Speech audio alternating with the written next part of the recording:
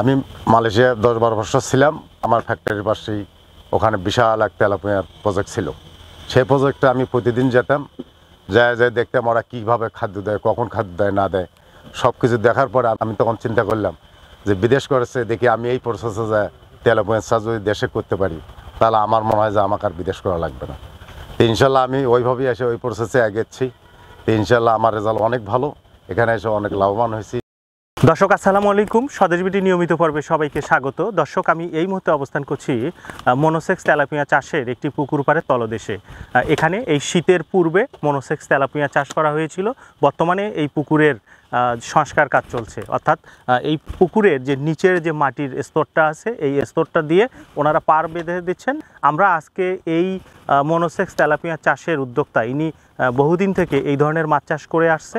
আমরা তার কাছে জানবো যে কেন মনোসেক্স তেলাপিয়া চাষের এই পুকুর সংস্কার করতে হয় এবং এই মনোসেক্স তেলাপিয়া চাষ কতটা লাভজনক, সেই সাথে একটা মনোসেক্স তেলাপিয়া চাষ লাভজনক কিভাবে করা যায় এই বিষয় নিয়ে পূর্ণাঙ্গ একটি ভিডিও থাকবে।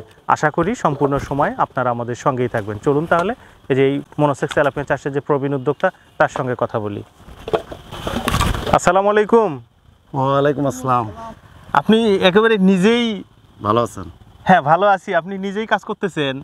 হ্যাঁ, নিজেই কাজ করা লাগে। এতগুলো পুকুরের মালিক আপনি? সেটা নয়, কিন্তু বিষয়টা হচ্ছে যে নিজের কাজ নিজে করাটাও উত্তম। ভাইদের সাথে থাকলাম, আচ্ছা, নিজেকেও ভালো লাগে, প্লাস নিজের ইচ্ছা মতো সব কিছু করে নিলাম, এটা হলো সবচেয়ে বড় কথা। আচ্ছা, তো আপনি তো এই সব পুকুরগুলোতে তো ইতিপূর্বে আমরা দেখছি যে আপনি মনোসেক্স তেলাপিয়া চাষ করতেন। হ্যাঁ। আচ্ছা, এখন আপনারা কি কাজ করতেছেন? এখন আমরা এই যে এর আগে তেলাপিয়া ছিল, হয়তো মালমূত্র আছে, হ্যাঁ, এটা হয়তো যদি এইভাবে রাখি হয়তো ভবিষ্যতে মাছের রোগ জীবাণু আসতে পারে। আচ্ছা, যাতে মাছের রোগ জীবাণু না আসতে পারে সেই জন্য এটা এইভাবে তলাটা করে আমরা পারে মাটিটা দিচ্ছি। আচ্ছা, আমরা একটু বসি তো। আমরা যে এখন যে পুকুরের নিচে যে বসে আছি, হ্যাঁ, এখানে আপনি কতটুকু মাটি উঠাই দিচ্ছেন? এখান থেকে 3 থেকে 4 ইঞ্চি মাটি উঠে দিচ্ছি। এই মাটিটা আপনি সরাই ফেলবেন? সরাই ফেলবো, এটা দিয়ে পুকুরে পার বাঁধ দেবো। আচ্ছা, আপনি তো গাইবান্ধার একজন প্রবীণ মনোসেক্স তেলাপিয়া মাছ চাষ উদ্যোক্তা। আমরা ইতিপূর্বে দেখেছি। এবং আপনার মোট যেন কতগুলো পুকুর? আমার এখানে 4-5টা পুকুর আছে, সর্বমোট 4-5টা পুকুর আছে। সবগুলাতে কি আপনি তেলাপিয়া চাষ করেন? সবগুলোতে তেলাপিয়া চাষ করি। আচ্ছা, আমরা তো গাইবান্ধায় দেখি অধিক ঘনত্বে কই শিং মাছ চাষ অনেক চাষ হচ্ছে। তো সেক্ষেত্রে আপনি আপনার সমস্ত পুকুরে মনোসেক্স তেলাপিয়া চাষ করেন কেন? আমি এই কারণে তেলাপিয়া চাষ করি, তেলাপিয়াতে রিস্ক কম। আর শুধু তেলাপিয়া না, তেলাপিয়ার সাথে তো বাংলা সব ধরনের মাছ থাকে, আর এটাতে মোটামুটি অনেক রেজাল্ট ভালো, রিস্কও কম। আর যদি আমি রিক্সে যাই তখন এই যে শিঙ্গি কই এগুলো তো রিক্স, একবার ভাইরাস আসলে পরে তার তবিল পর্যন্ত গায়েব হয়। আচ্ছা, আপনি চাষ করতেছেন মনোসেক্স তেলাপিয়া, তার সাথে বাংলা মাছ কেন? বাংলা মাছ এই কারণে দেওয়া হয় যে ওই তেলাপিয়ার খাবারে বাংলা মাছ অলরেডি এমনিতে ফ্রি তৈরি হবে। আচ্ছা, এটার রেশিওটা কেমন হবে? আমার নতুন দর্শক যারা আছে, যদি কেউ মনোসেক্স তেলাপিয়া চাষ করতে চায়, তারা যদি ওই রকম বাংলা মাছ বা কাপ মাছ সেটিং দিতে চায়, সেক্ষেত্রে 10,000 মনোসেক্স তেলাপিয়ার সাথে কি কি বাংলা মাছ দিবে এবং সংখ্যায় কতগুলো দিবে একটু আপনার অভিজ্ঞতার আলোকে বলেন তো। এটা যেমন রুই জাতীয় মাছ আছে, রুই জাতীয় মাছ শতক দিতে হবে 5টা। আচ্ছা, সিলভার কাপ দিতে হবে 4টা। তারপরে আপনার বাটা মুসেও কিছু দিতে হবে, এটা সীমিত আর কি। তারপরে কাতলা দিতে হবে শতকে 1টা। আচ্ছা, তার মিরিকা দিতে হবে শতকে 3টা। এভাবে সব ধরনের মাছই এর মধ্যে তেলাপিয়ার মধ্যে চাষ করা যায়। আচ্ছা, তাহলে আমি খাদ্য দেবো কোনটার? খাদ্য দিতে হবে শুধু তেলাপিয়ার। আচ্ছা, তেলাপিয়ার খাদ্য দিয়ে আমার যেটা খরচ হবে এটাই খরচ? জি, এটাই খরচ, আর কোনো। সেক্ষেত্রে আমি বিক্রির সময় যখন মনোসেক্স তেলাপিয়াটা বিক্রি করব এবং কাপ মাছটা বিক্রি করব, কোনটা থেকে আমার টাকা উঠে আসবে এবং কোনটা আমার লাভ হবে? তেলাপিয়াতে তখন যখন যত টাকা ইনভেস্ট করবেন ওই টাকাটা আপনার তেলাপিয়ার থেকেও লাভ হবে। লাভ হওয়ার হয়তো ওই পরিমাণ হবে না, তেলাপিয়ার থেকে লাভ হবে ধরেন আপনার 25%। আচ্ছা, আর আপনার বাংলা মাছটা পুরোই ফ্রি থাকতেছে, এই কারণে অ্যাভারেজ হিসাব করে দেখা যায় যে আপনার লাভ 50-50 আসে। আচ্ছা, সেক্ষেত্রে ওই মাছের খাদ্য হিসাবে আমরা কি দেবো? ওই মাছের খাদ্য হিসাবে কোনো বাড়তি খরচ দিতে হবে না, শুধু তেলাপিয়ার ফিটই আপনার। হ্যাঁ, আমরা খাদ্যটা কি দেবো? ফিট না হাতে বানানো নাকি মুরগির লিটার? না, শুধু ফিট দিয়েই হবে, আর সপ্তাহে একদিন কম্পোস্ট তৈরি করতে হবে। এটা এর আগের ভিডিওতে বলা আছে যে শুধু একদিন কম্পোস্ট সপ্তাহে, ওই দিন কোনো ফিড দেওয়া লাগবে না, আচ্ছা। ওই কম্পোজই খাদ্য। অর্থাৎ তাহলে মনোসেক্স তেলাপিয়ার সাথে আমরা কাপ জাতীয় মাছ দিতে পারি, জি এবং সেক্ষেত্রে 6 দিন চলবে ফিড খাদ্য, জি আর 1 দিন চলবে হাতে বানানো খাদ্য, অর্থাৎ জি, জি। কম্পোস্ট যেটা, জি। এইটা।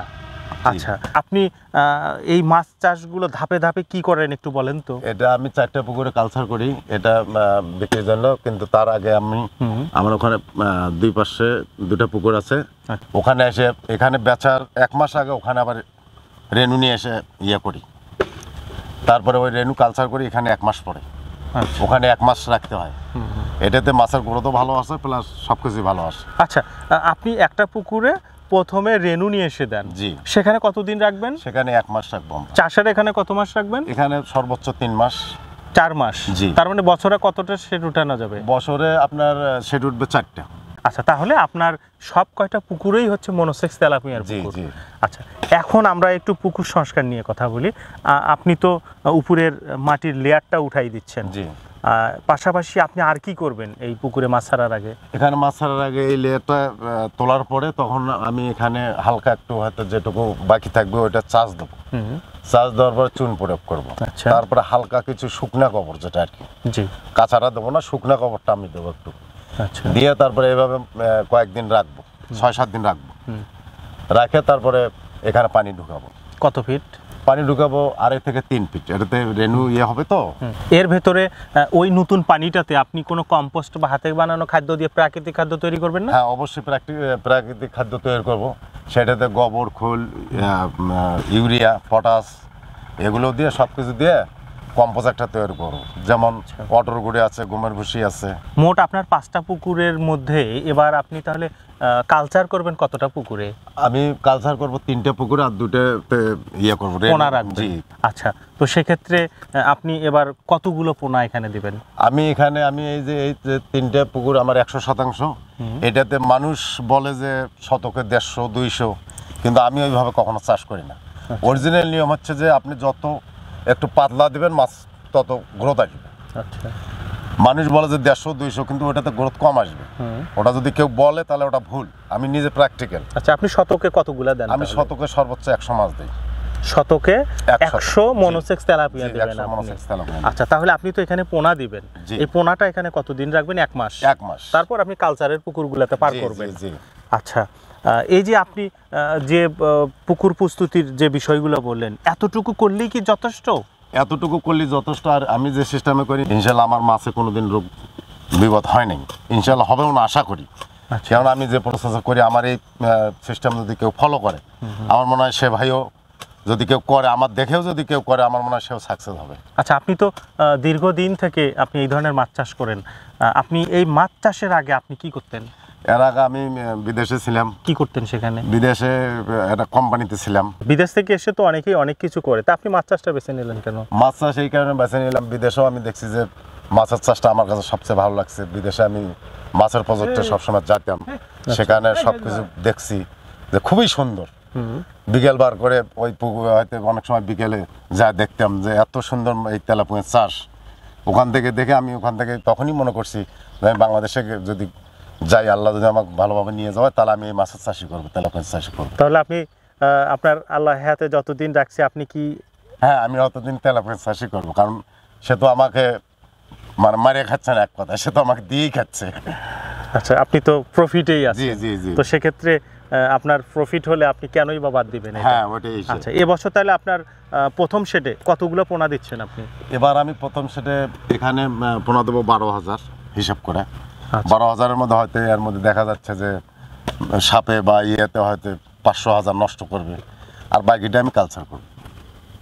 আচ্ছা আচ্ছা, আপনার এত সুন্দর মাছ চাষ মনোসেক্স তেলাপিয়া বিশেষ করে এটা কিন্তু অনেকেই করতে চায়, তো সেক্ষেত্রে আপনার সহযোগিতা পাবে? অবশ্যই পাবে, কারণ মনোসেক্স তেলাপিয়া চাষ করলে আমার মনে হয় যে তার কোথাও অন্যদিকে আর তাকাতে হবে।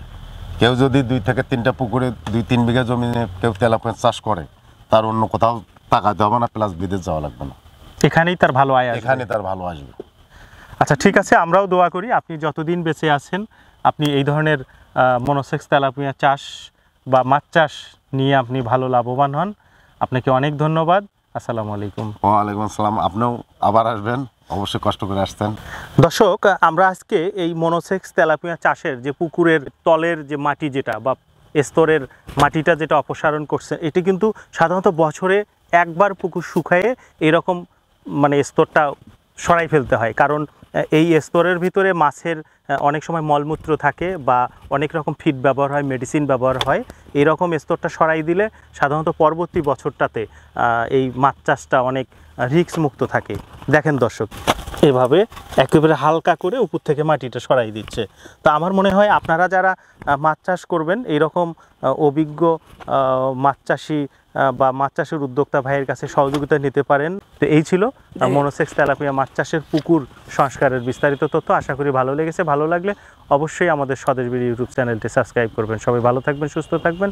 আল্লাহ হাফিজ।